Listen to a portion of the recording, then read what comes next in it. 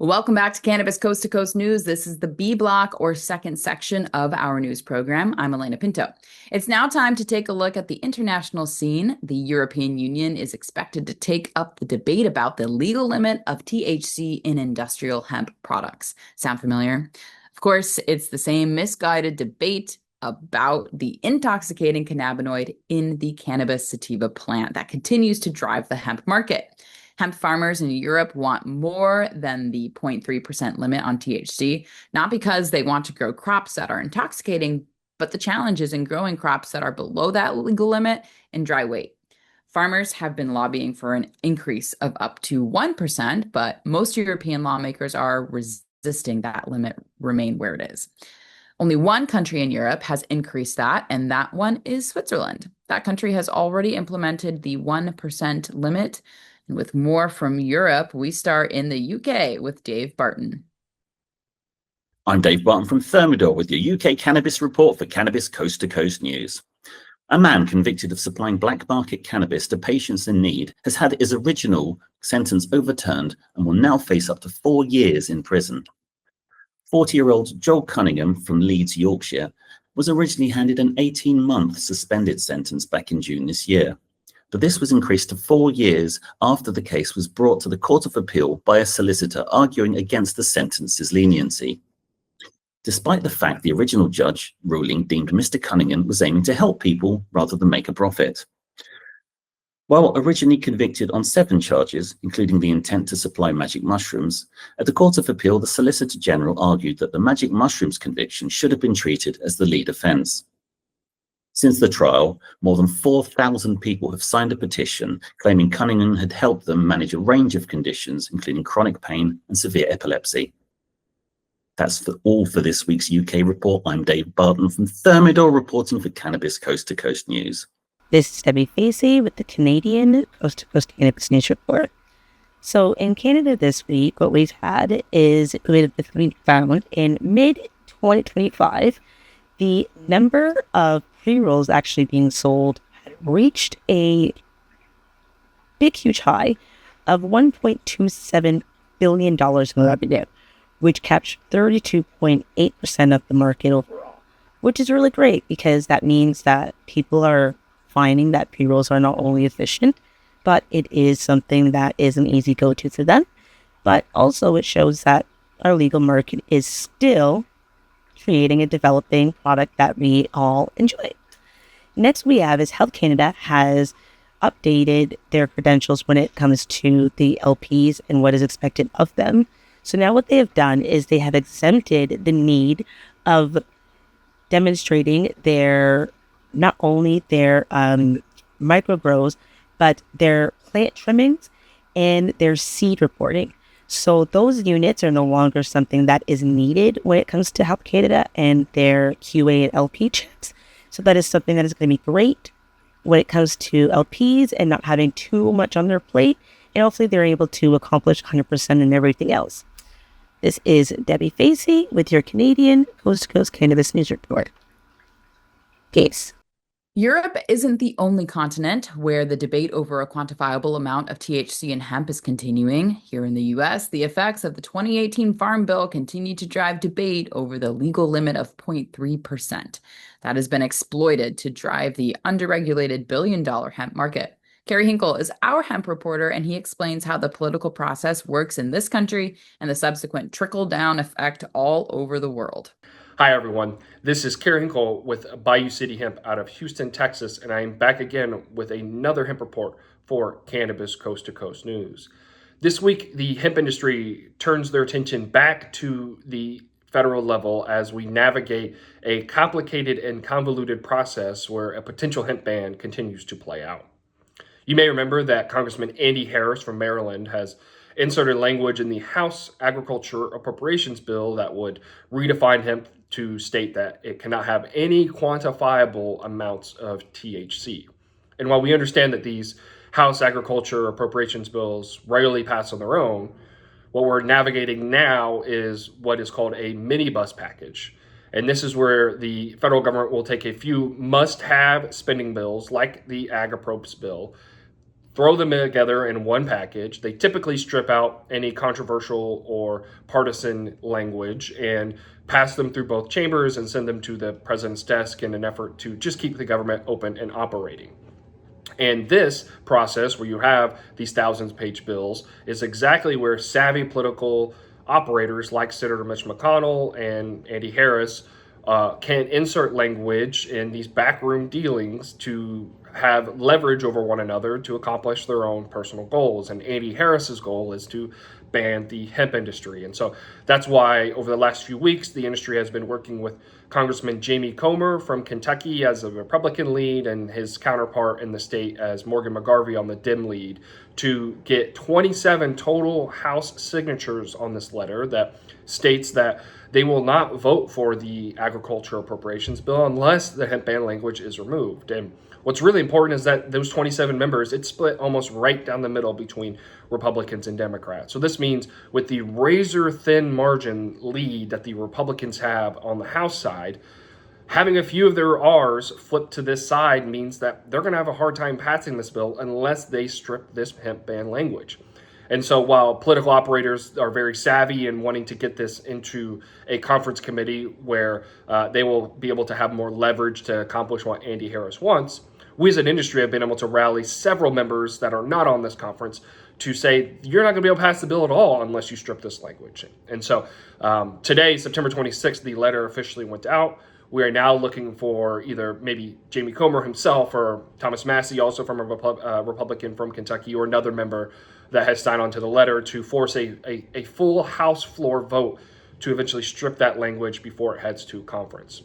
Again, we think that with the bipartisan support on the letter and the sheer support of 27 signed on, that we'll be able to do this. But if not, then we head to the conference committee where we will need to work the conferees to hopefully strip out that language. So it's a really complicated process, and they do this on purpose to confuse the public and to eventually get their intended goals. And yet we as an industry work extremely hard to push back on that. So we'll continue to monitor and report as things develop in DC. But again, I am Kerry Hinkle with Bayou City Hemp, and this was another hemp report for Cannabis Coast to Coast News. I'll see you next week. If that isn't confusing enough for you, who can understand the alphabet soup of cannabinoids that are produced by the cannabis sativa plant? It all starts with Delta-8 hemp products or the naturally produced Delta-9 THC products.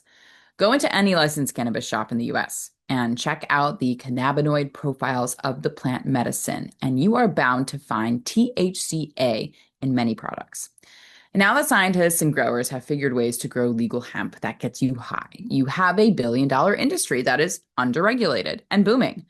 On the legal over-regulated side, you have medical patients who need to know just how much Delta-9 THC is in each product. Yet THC percentage is not necessarily indicative of how potent the product is. Yet the majority of regular consumers continue to buy their products based on that THC percentage. And that's why some testing labs are prone to enhance their results in order to stay in business. This is the challenge that has evolved because, once again, the government really had no idea what they were doing when they passed the 2018 Farm Bill. Now, even the licensed cannabis industry in adult use states are confused. To make things even more challenging, you still have prohibitionists who want to ban all THC products and go back to the dark ages that will force all users back to the legacy market. Legal prices are falling because too many licenses were awarded based on the demand from the market. Look what's been going on in Texas, where there is a fledgling medical cannabis market and a booming THC-infused hemp market. The governor there, Greg Abbott, recently issued an executive order to regulate the THC-infused hemp market, despite his lieutenant governor's, Dan Patrick's, efforts to ban everything. And now a new member of the Texas Senate has emerged who is joining the cause of that lieutenant governor. That senator's name is Charles Perry, and he is now trying to introduce a total hemp ban again. But get this, that legislature only meets in odd number years. So nothing will change in Texas until at least in 2027. Did you follow all that? I know it's mind-boggling, but that is the state of the industry right now. Well, in Virginia, at least there is some clarity in the upcoming governor's race where you have two different approaches to the adult use of cannabis. And Joe Parsons has our Virginia report, including a pitch for our executive producer, Jimmy Young, on his weekly radio show. Here's Joe. I'm Joe Parsons with the Virginia Cannabis Connection from Higher Education's Coffee Talk, sponsored by 97.5 3WV and reporting for Cannabis Coast to Coast News. Early voting for Virginia has begun for the governor's seat, and now is your time to get out there and make your voice heard. This year's election will be monumental, as not only will the first female governor be decided for Virginia, but the future of the cannabis industry will be on the line as well. Democratic candidate Abigail Spanberger has made her position loud and clear and has vowed to open a safe, fair, and most importantly, a regulated cannabis system, while decreasing the impact of the legacy market in the process. Her opponent, Republican Winston Earl Sears, has only come out to say that cannabis is a gateway drug and would destroy the Commonwealth. So clearly, the entire fate of the adult use cannabis market that's been the will of the people since 2021 is going to be on the line for this election. This week on Coffee Talk, we discuss the rising trend of medical storefronts, not just in Virginia, but across the country, slowly replacing traditional Delta-9 flower with THCA flower and using THCA in vapes and concentrates. The trend has been spreading at an alarming rate and raises many questions about the future of traditional cannabis and why the actions of the hot hemp wars could forever affect the industry. Is this the end of traditional cannabis being sold across the nation? Only time will tell, but for now, it doesn't look good. And lastly, we also talked about the MJ Awards that are coming up. It's the cannabis industry's yearly gala honoring the finest in the industry for their hard work, devotion, and dedication to the plant medicine. This year, WPCM-TV's own founder and producer, Jimmy Young, was nominated for Cannabis Journalist of the Year.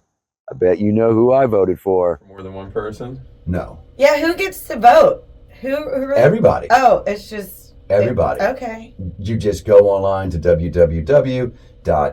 And how often can you vote? Once a day.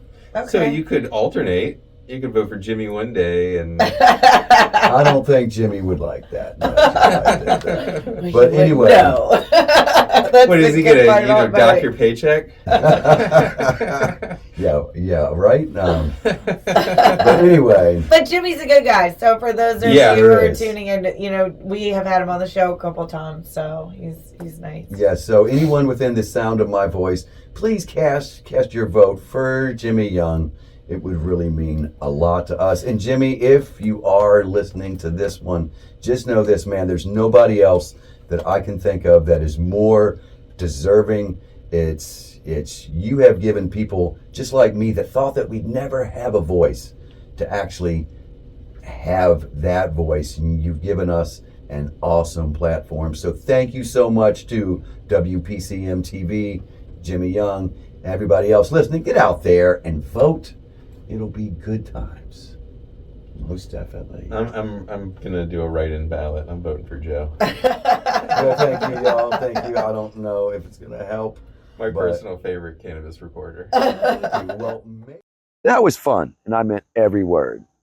Well, that's going to do it for this week's Higher Education's Coffee Talk, sponsored by 97.5 3WV in Charlottesville.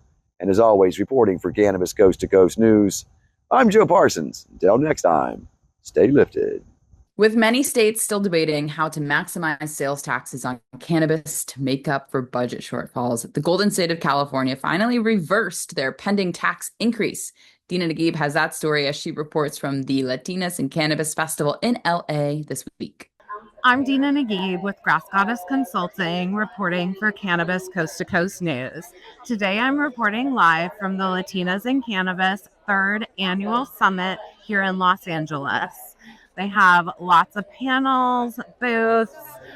There's actually a grow workshop that's going on right now while I record this, and lots of people from the cannabis community coming together to lift up Latinas. It's Hispanic Heritage Month, and so really excited to be at this great event today, sharing it with y'all. And I also wanted to report on some of the latest California news We actually have great news out of Sacramento. AB 564, which reduces the cannabis excise tax back down to 15%, was signed by Governor Newsom last Monday. So that change will go into effect on October 1st.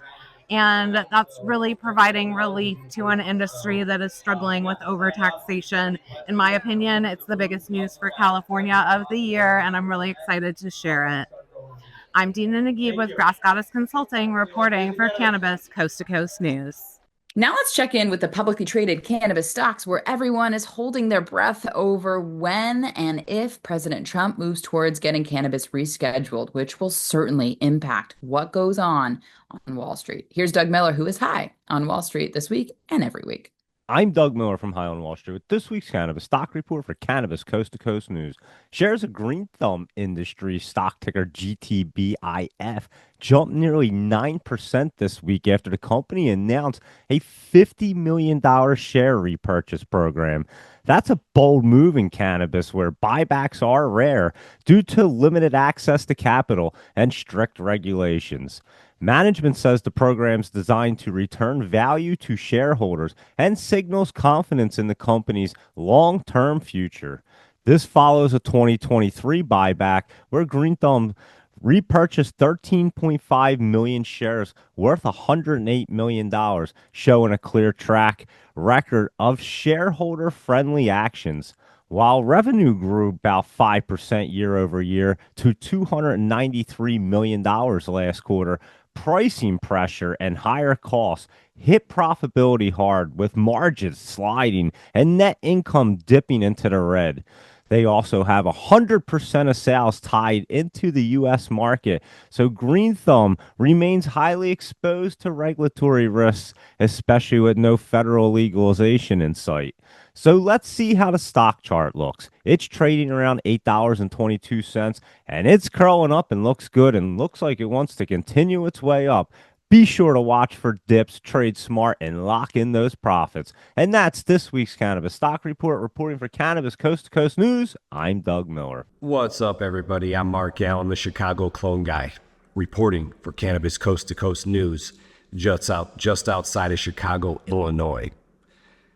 I'm happy to report that I am reporting from and from what I know, is the first of its kind clone manufacturing facility in Illinois. Behind me, this side, you're going to see my first row of lights. I have 12 lights, a whole row of them right there. Over here is where I'm going to be starting my genetics, but this room behind me is going to be where the mothers will be planted and taken care of, and then I'm also going to be keeping the clones in here. I am a licensed hemp farmer in the state of Illinois on 10 acres of land.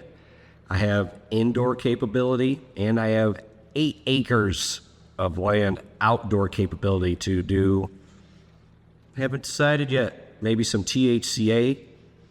Maybe I'm going to run plants and do clones for outdoor grows in Michigan, but the possibilities are kind of all over the place right now. But I'm just happy to report I'm going to be doing all my reports from this location. There's a whole nother room. This whole place is a mess. It's echoey because there's nothing here, but I'm going to bring you along with me on this adventure. What my people are saying, it's going to be an epic adventure. But this is some big news in Illinois because from what I know, this is the first of its kind. We're going to be focused on, commercial and craft grows, licensed facilities, selling to them. But in other news, I wanted to talk about Green Thumb Industries. I recently reported that Governor Pritzker was mad at the hemp industry, and it was triggered pretty much because of Green Thumb Industries.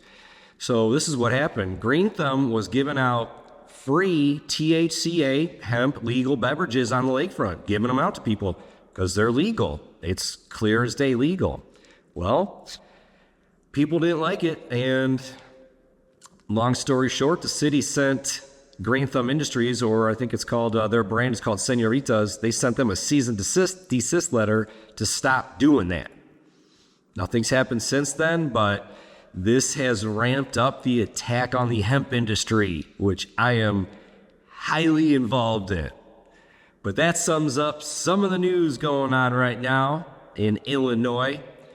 Thanks for watching Cannabis Coast to Coast News. I'm Mark Allen, the Chicago Clown Guy. That's going to wrap up our B block this week, but we have plenty more of Cannabis Coast to Coast news, including our reports from the Southwest, where valuations and prices are falling fast. Cannabis Coast to Coast news continues after this break.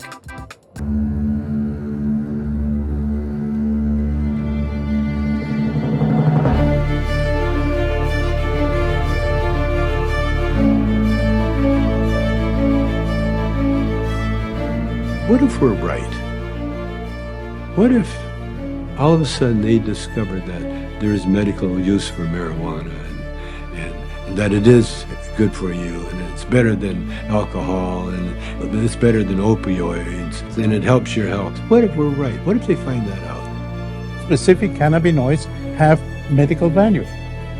These are facts. I'm here today in hopes to assist in removing the demonized stigma of cannabis and the perception that cannabis is just about getting high.